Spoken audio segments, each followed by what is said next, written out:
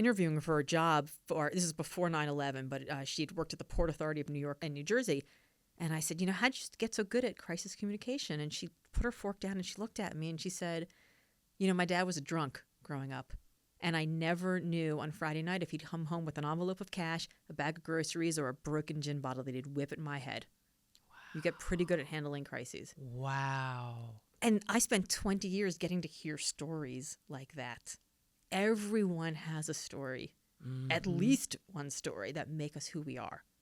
And so if you want to write a book, if you want to speak, if you want to coach, think about, don't do book reports on other people's lives. Yeah. And my friend Scott McCain calls them book reports. Don't do book reports on other people's lives. What do you know?